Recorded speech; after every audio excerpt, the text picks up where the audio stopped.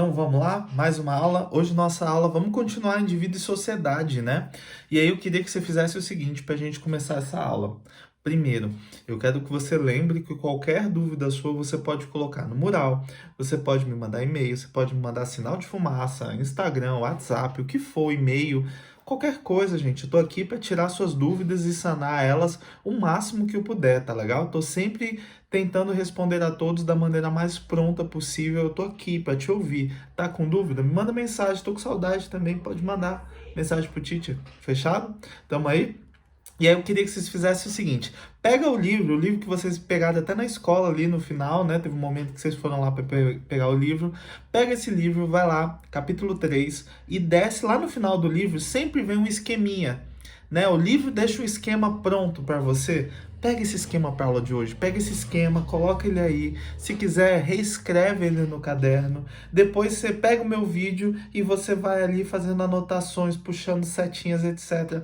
Vai te ajudar muito, fechado? Vamos fazer isso então hoje? Pega aí o seu esquema. Pegou o seu livro? Eu vou parar aqui vídeo, vou parar o vídeo para você pegar o livro. 1, 2, 3 e parei o vídeo. Voltei. Fechado? Pegou lá? Vamos começar? Então bora lá, cara. Indivíduo e sociedade, né, cara? Quando a gente fala a própria palavra indivíduo e sociedade, você já pensa o indivíduo vivendo ou como esse indivíduo é formado dentro da sociedade. E é isso que a gente quer discutir. E é isso que a gente vai ver pelos âmbitos de cada um dos sociólogos. Fechado? Fechadaço? Então, quando você pensar em socialização, você tem que pensar em quê? A forma como nós somos criados para viver em sociedade. Desde pequena, sua família foi te colocando regras, comportamentos, atitudes que você deve ter para viver em sociedade. Isso é uma forma de socialização. Mesmo uma pessoa que vive sozinha, o ermitão mais distante assim da sociedade, aquele cara vivendo meio largados e pelados no meio da Amazônia, ele teve algum tipo de convivência e de socialização. Porque em algum momento ele foi uma criança, um bebê, ele conviveu com outros, ele aprendeu a se comunicar com esses outros e ele aprendeu aquilo que deveria ou não ser feito, então ele sofreu atitude de socialização. Socialização é isso, é quando você pega e você, vamos dizer assim, é moldado por essa sociedade, e aí já tem discórdia, eu vou chegar nisso, tá? Você é moldado pela sociedade para que você possa, vamos dizer, viver dentro dela. E aí, vamos lá, o Webão é um cara que sempre fala, opa, calma aí, para com esse negócio de sociedade, vamos valorizar o indivíduo. O indivíduo é importante pro Weber. Pro Durkheim, eu tô falando sempre do meio social, né? A sociedade que molda o indivíduo, olha a diferença dos dois. E o Marx? O Marx vem e quebra a barreira total, porque o Marx não chega e fala, não, é a grana, é o dinheiro, é a economia, é o modo de produção. O modo de produção que atua sobre tudo isso. E isso é muito engraçado. Então, ali, assim, por exemplo, socialização. Vamos aqui. Falar sobre a importância das instituições no processo de inserção social do indivíduo. Cara, pensa comigo, cara. Vamos lá. A gente tem várias instituições que atuam diretamente sobre nossos comportamentos, cara. Várias instituições que atuam sobre quem nós somos e como nós agimos e pensamos em sociedade. É ou não é? Lógico, a escola é uma delas. A escola está moldando o comportamento dos indivíduos em sociedade. A igreja, ela sim, ela também molda os comportamentos da sociedade. Pensa só, se nós não tivéssemos a religião cristã, o cristianismo, ele não fosse tão presente na nossa realidade, na nossa sociedade, nossas atitudes, comportamentos e alguns valores nossos seriam diferentes. Nossos valores são o que são hoje por conta muito da religiosidade. Então, sim, a religião, a escola são exemplos de instituições que atuam diretamente sobre a nossa convivência, sobre quem nós somos como indivíduos. E aí eu já vou trazer um primeiro ensinamento, Karl Marx. Karl Marx, pega aí, não tá ali no esquema, pega aí, tá? O Karl Marx, ele fala uma coisa que é bem bacana, ele fala da estrutura ideológica. Ele divide o modo de produção em estruturas, a estrutura, a superestrutura e a estrutura ideológica. Vou ensinar rapidinho para vocês, tá legal? A estrutura seria o modo de produção, vamos dizer, a economia básica, é nós, a sociedade, a burguesia e o proletário, a negociação aqui em sociedade. Vou dar um exemplo um pouquinho chulo, mas é um exemplo que serve para que você entenda. Pense em estrutura como se fosse o comércio local da sua cidade satélite, no caso Sobradinho. Pensa então em estrutura como esse comércio local, fechado? A superestrutura, o Karl Marx está falando do quê? Das instituições sociais. Quais são essas instituições sociais? Eu estou falando do jurídico, né? Eu estou falando do executivo, eu estou falando do legislativo, eu estou falando da parte política e jurídica da nossa sociedade. É isso aí que seria a superestrutura. E aí vem a que eu queria chegar para vocês, que é a estrutura ideológica.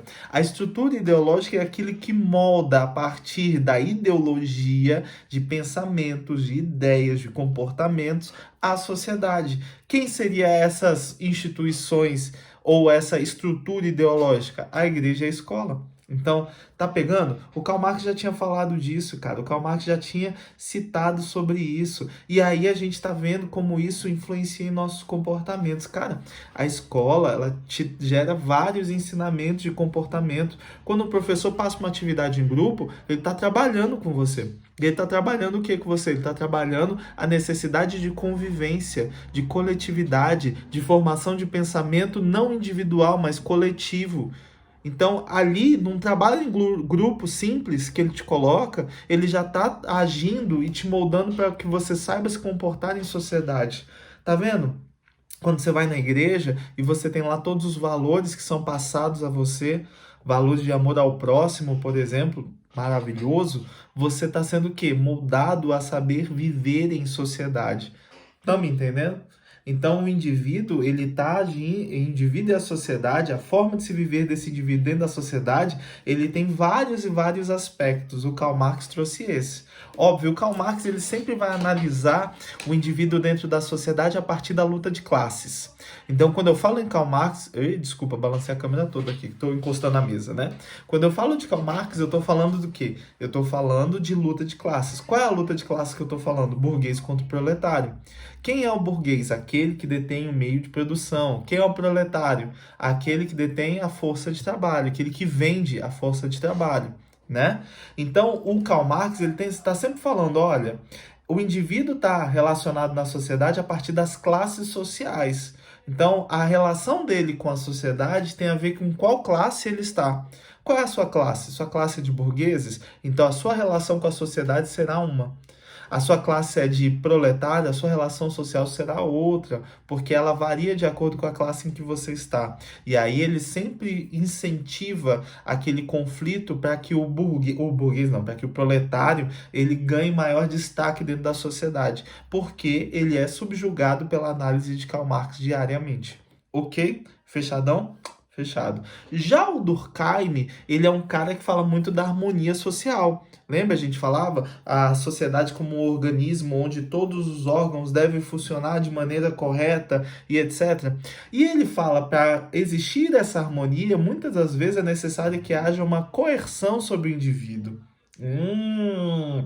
Então, olha só, o Durkheim ele é um cara que ele quer uma sociedade harmônica, uma sociedade que viva, onde todos tenham funções e realizem essas funções de maneira correta.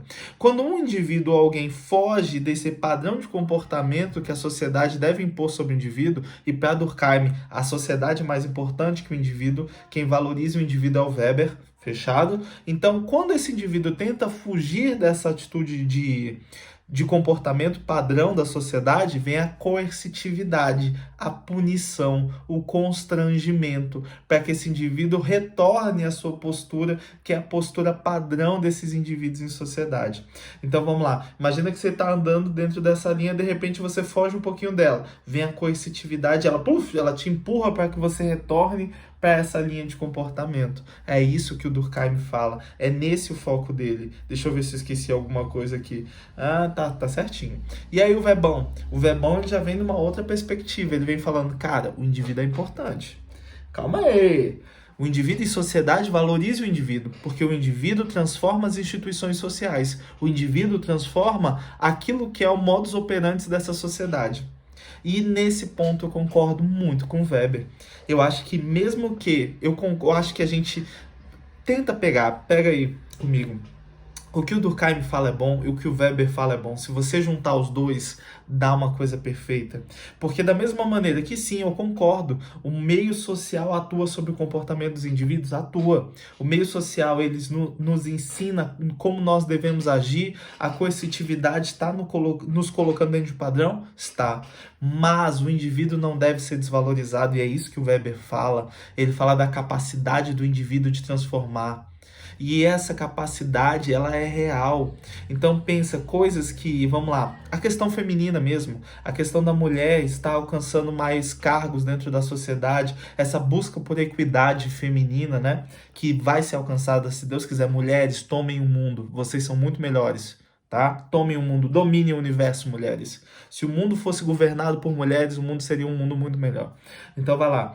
Meninas, sabe que eu puxo o saco de vocês, né, meninas? E gosto das meninas, gosto das meninas. Então vamos lá. Ele fala, pensa só, essa luta feminina lá no passado ela não existia. Ou ela era subjugada. A gente foi transformando isso, e isso foi uma transformação dos indivíduos. Os indivíduos foram lutando e essas lutas foram gerando transformações ao ponto de que hoje na sociedade a gente não consegue entender ou não consegue aceitar e permitir mais pensamentos e comportamentos do passado. A gente não quer mais comportamentos do passado. E quem gerou essa transformação foram os indivíduos. Os indivíduos transformaram o meio social e o meio social está atuando agora sobre os indivíduos. Deu para entender? É meio confuso, mas dá. Eu tenho certeza que você entendeu. Fechadaço? Curtiu a aula? Um beijo, um abraço e tchau!